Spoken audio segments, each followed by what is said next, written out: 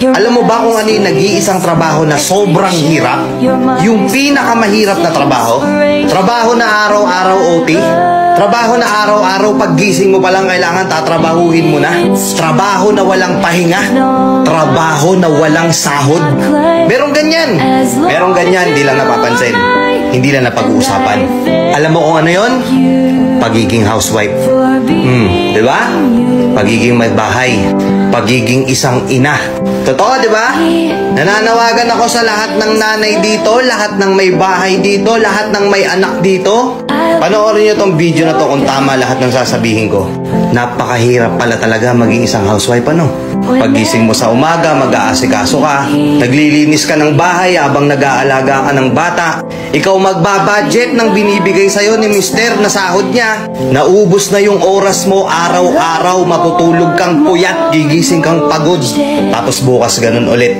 Aasikasuhin mo yung bahay, aasikasuhin mo yung bata. Magluluto ka, maglalaba ka, maglilinis ka, mamamalansya ka. Maghuhugas ka ng pinagkainan. Ikaw gagalaw sa buong bahay. Tapos ano kapalit? Pag-uusapan ka ng ibang tao. Palamunin ka lang daw. Tapos minsan kay questionin ka ba bakit wala nang natira sa pera? Saan mo dinala yung pera? Saan mo ginastos? Tapos ikaw sasagot ka, hindi mo ba nakikita? Hirap na ako mag-budget araw-araw. Kay questionin ka pa. Hahanapan ka pa. Wala kang choice kundi gawin yung mga trabaho na yun araw-araw.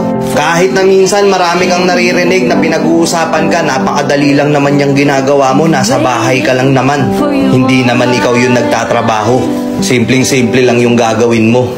Gusto ko lang malaman ng lahat ng mga nanonood dito na huwag niyong minamaliit yung mga babae porket nasa bahay lang sila. Hindi porket naandun lang sila, nasa bahay sila, di sila umaalis, wala na silang ginagawa. Sobrang hirap na trabaho. Sobrang nakakapagod. Pero wala silang choice. Kailangan nilang gampanan yung responsibilidad nila.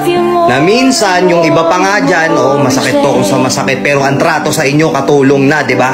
Minsan sasabihin ng mga nanay natin, hirap na ako maglaba, suot lang kayo ng suot ng damit. Ano ba, baso na lang, hindi nyo pa mahugasan. Nakaayos na yung damit mo, kukunin mo pa yung nasa ilalim ni hindi mo man lang maibalik ng maayos. Di ba? Pero yung simpleng mga bagay na yun na ikaw nang ikaw yung paulit-ulit na nag-aayos no, nakakapagod, di ba? Araw-araw ganun yung ginagawa mo. Araw-araw bakit ganun? Parang hindi nila maintindihan. Tapos ikaw pa yung ituturing na walang kwenta sa bahay. Ikaw pa yung sasabihan na hayahay. Mga tol, alagaan nyo din yung mga asawa nyo. Hindi porket bumili ka ng bagong electric fan, hindi porket bumili ka ng aircon, hindi porket bumili ka ng bagong washing machine, reward mo na yun sa misis mo, hindi. Ikaw pa rin naman makikinabang nun eh. Regaluhan mo din kahit paminsan-minsan na mga bagay na marirealize niya na na-appreciate mo yung ginagawa niya. Igala mo, dalin mo sa salon, sa spa. Bilan mo ng isang bagay na wala naman talagang kinalaman sa bahay para lang sa kanya. Simpleng ganun, masaya na yan. Lahat ng pagod, tanggal yan. Tama, di ba mga madam? Itong video na to para to sa lahat ng kababaihan, sa lahat ng nasa bahay. Isang trabahong hindi mo pwedeng hindian. Isang trabahong walang sahod pero hindi ka pwedeng mag-resign. Isang trabahong napakahirap pero marami silang nasasabi sa'yo.